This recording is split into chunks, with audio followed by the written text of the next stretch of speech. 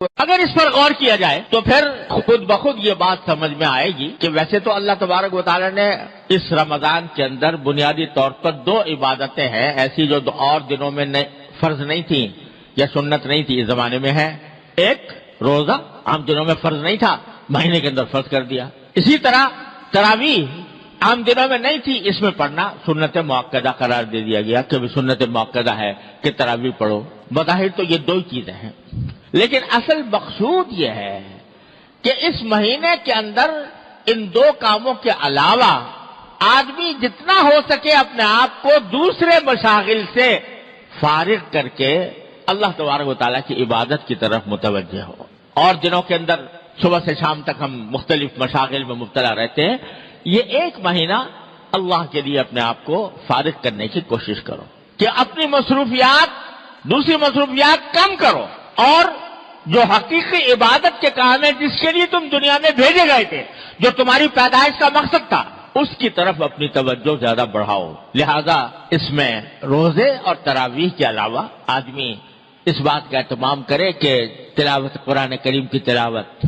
عام دنوں کے اندر اتنے کرنے کا موقع نہیں ملتا، جتنا ہو سکے قرآن کریم کی تلاوت زیادہ سے زیادہ کی جائے۔ یہ نبی کریم صلی اللہ علیہ وسلم کی سنت بھی ہے، اور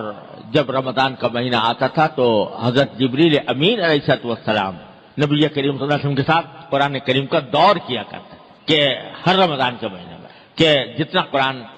ایک مرتبہ حضور اقدس صلی اللہ علیہ وسلم پڑھتے، ایک مرتبہ جبریل امین پڑھتے، کیا منظر ہوگا، وہ کیا عالم ہوگا کہ دور کرنے والے حضرت جبریل علیہ السلام اور دور کرنے والے حضور نبی کریم صلی اللہ علیہ وسلم کیا تلاوت ہوتی ہوگی، کیا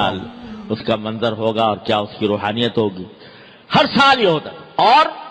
آخری سال جو آپ کی دنیا میں تشریف رکھنے کا آخری سال تھا، اس میں 2 مرتبہ یہ دور کیا گیا سرکار دو عالم صلی اللہ علیہ وسلم اور جبریل امین کے درمیان۔ تو اس لیے قرآن کریم کی کو خاص نسبت ہے رمضان سے، تو اس میں رمضان کے اندر پہلے سے طے رکھیں کہ بھئی تلاوت قرآن کی مقدار عام دنوں سے زیادہ اس میں بڑھائیں گے،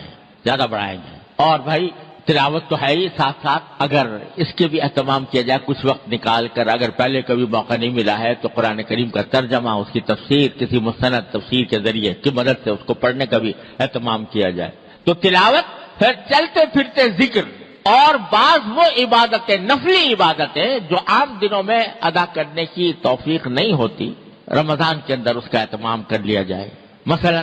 آخر شب میں تہجد پڑھنے کا عام دنوں میں اگر موقع نہیں ملتا، یہ توفیق نہیں ہوتی، تو سحری کے لیے تو انسان اٹھتا ہی ہے، اس سے کچھ پہلے اٹھ جائے اور کچھ رکعتیں تہجد کے پڑھ لے، 8 رکعتیں، 6 پڑھ لے، 8 پڑھ لے، اچھا ہے کہ 8 پڑھ لے۔ عام دنوں کے اندر تراویح کے بعد، مغرب کی نماز کے بعد 6 رکعتیں مسنون ہیں، یعنی نفلی بات نہیں عام دنوں میں موقع ملتا، اب پڑھ لے۔ اشراق کے بعد جو رکعتیں، 2 رکعتیں یا 4 رکعتیں، یہ عام دنوں میں موقع نہیں ملتا، اس میں پڑھ لے۔ اور چلتے پھرتے ذکر، فضولیات سے اجتناب، فضول کام سے، فضول محفلیں جمی ہوئی ہیں، باتیں ہو رہی ہیں، گپ شپ ہو رہی ہے، اس سے اپنے آپ کو بچائیں، اور زیادہ سے زیادہ وقت اللہ تبارک و تعالیٰ کے ذکر میں، اللہ تعالیٰ کی یاد میں، اللہ تعالیٰ کی عبادت میں گزارنے کی